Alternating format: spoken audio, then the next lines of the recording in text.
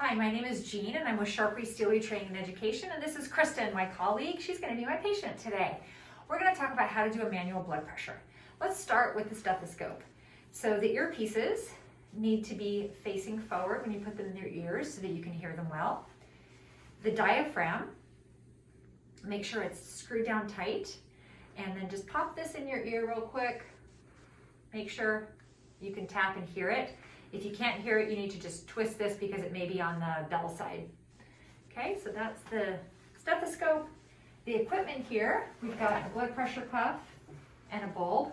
When you pump this up with air, you're going to screw this down. Just make sure you don't screw it too tight because then it's going to be hard to loosen when you're actually taking the blood pressure. So just barely do it, and then that way, and then just get a feel for it and move it back and forth a few times to make sure it's not sticking too much. Okay. The cuff itself has marking on the inside to say range, and that range means that this edge of the blood pressure cuff where it says index line should fall within that range when you put this on someone's arm. So notice, okay, it's not cooperating very nicely with me, but notice how when that goes there, how big that arm would be, okay? I can look at Kristen's arm and I can tell this is too big for her, so I'm gonna take this blood pressure cuff off by just pushing the button here and putting a smaller one on. Okay. When I actually place it on her arm, I'll show you again that marking, where to look for. So let's talk about positioning of the patient and asking them about their blood pressure. So Kristen, I noticed your legs are crossed. Would you mind uncrossing your legs for me? Sure. And then just sit all the way back in the chair and lean back and just completely relax. You want them as relaxed as possible to get the best blood pressure. And can you tell me what your normal blood pressure is? Usually around 120/80. Okay, so she's telling me her systolic is 120. So when I put the cuff on and I pump up, I'm gonna pump up to about 150. I wanna pump up about 30 over her regular systolic. So next I want to feel for her brachial artery and then place the cuff on her. So I'm gonna have her arm here. I'm gonna place her arm on my hip for support. And I'm also gonna use my elbow to support here on her arm and here. And now the patients always wanna help you out, right? So you can just say, just gently relax your arm for me and let me hold the weight of your arm. And you'll know when you have the weight of their arm completely, and that's a good thing. And then I'm gonna have her arm straightened out as much as I can by putting my hand here so I can feel on the pinky side. It's also the inner side of the arm. I'm gonna feel for that brachial artery with my 2 fingers. Once I feel that pulse, that's important because that's where my stethoscope's gonna go so I can listen and notice the numbers as the gauge is coming down. And now I'm gonna place my cuff.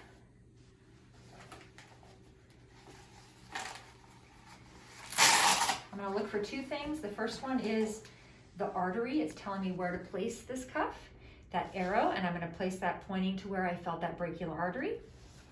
And then I'm also going to, like I showed you before, the range, I'm gonna make sure that this fits around her arm and that is in the correct range. So I'm gonna place this down, put that on the artery. I'm gonna put it above her elbow so I have room for my stethoscope to go here. I'm gonna bring this back part around and I'm gonna look, and yes, it falls perfectly in that range. This is the right size cuff for her, and I'm gonna do this as tight as I can to get the best reading possible. And I'm gonna put my fingers here, and I don't want any more than 2 fingers here. Everyone's arm's a little different, they're shaped differently, so sometimes there is gonna be a gap, but you're gonna try to get it as tight as you can. All right, so still holding her arm here, I'm gonna put on my stethoscope. Tap 1 more time, make sure I can hear. I'm gonna place it over where I palpated the brachial artery before. I'm gonna support her elbow and try to keep this as flat as I can so that the whole entire face of the diaphragm makes good contact with her skin so I can hear as well as possible. If it's up like this on the edge, you're gonna miss a lot of the sound. You may actually miss the sound altogether. Okay, so I've got that. I'm gonna do 1 more check just to make sure she's nice and relaxed, and I'm gonna get the best blood pressure possible that way.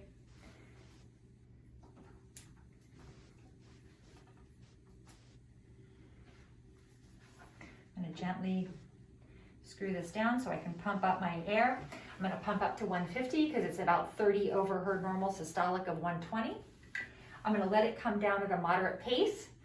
And when I hear the first obvious heartbeat sound, that is going to be my systolic. I may hear smaller sounds, but when I hear it really obvious, that's my systolic. I'm gonna keep listening, same pace, and when I stop hearing the heartbeat, that's my diastolic. I'm gonna keep letting it slowly out for 20 millimeters of mercury or so after I hear the diastolic, after I hear the sound stop. So let's go. Pump up to 150. Let's let it out at a moderate pace.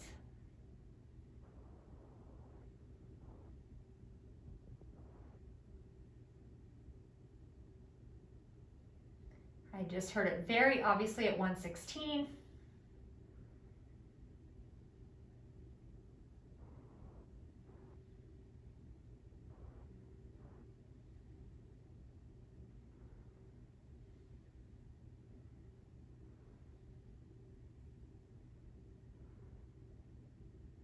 It stopped at 72, but I'm going to keep going for another 10 or 20 millimeters of mercury to make sure it doesn't come back.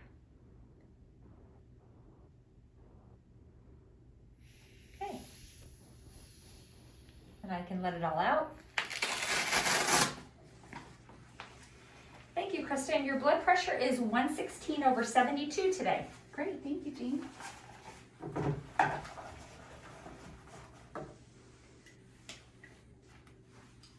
And that is a manual blood